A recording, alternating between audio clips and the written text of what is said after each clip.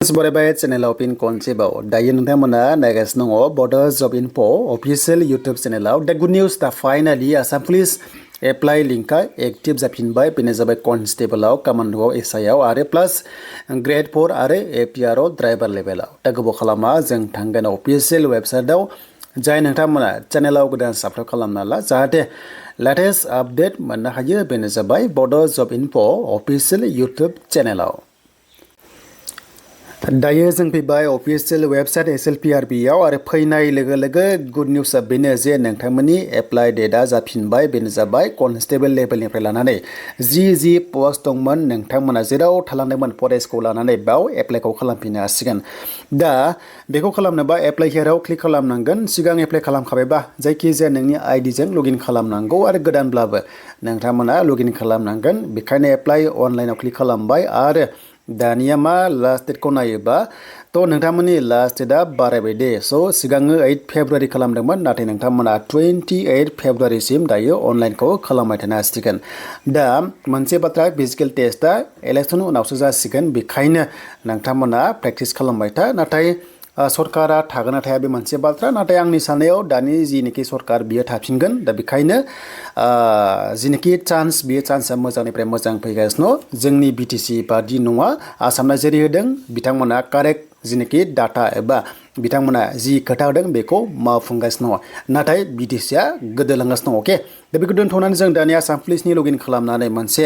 जोङो आइडिखौ लगइन खालामगोन बेनिफ्राय जि पस्टआव नोंथाङा एप्लाइ खालामाखैमोन बेयाव दायो एप्लाइखौ खालामनो हासिगोन दा लगइन खालामबा फन नाम्बारखौ होदो बेनिफ्राय बार्थडेखौ होदो बेनिफ्राय आधार कार्ड कम्पालसरि नांगोन बेनिफ्राय लगइन खालामबाथाय नोङो एप्लाइखौ खालामनो हागोन जि पस्टआव नोंथाङा एलिजिबल जायो दा जोङो लगइन खालामबाय आरो लगइन खालामनाय लोगो लोगो जेराव नोङो एप्लाइ खालामखाबाय बेवहाय एक्न'लेजमेन्ट डाउनलड खालामना लानो हागोन नाथाय जुदि एप्लाइ खालामाखैबा जेरै ABUB नोंथांमोननि हमना ला खालामाखैबा खालामनो हागोन थिग बेबादिनो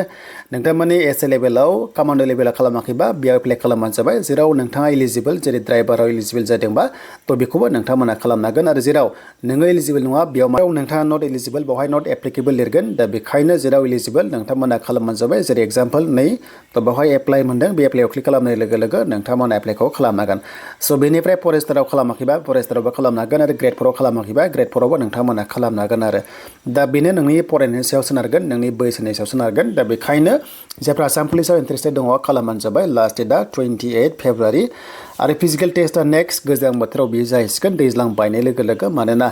मे जुन जुलाइआव दैज्लां नालाय बेवहाय अखा हायो स' फिजिकेल टेस्ट जाया नेक्स्ट लेभेलाव सेप्तेम्बर अक्ट'बर नभेम्बराव नोंथांमोना फिजिकेल टेस्टखौ मोनगोन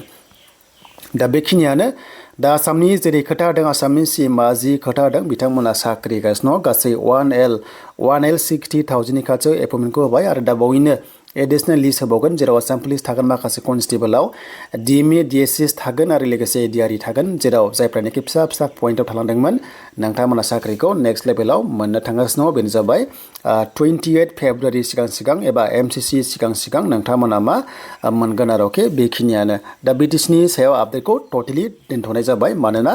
थ' जिनिखि आसा खालामदोंमोन बे दासिमबो साक्सेस जायाखै एबा सरकारा खामानि मावाखै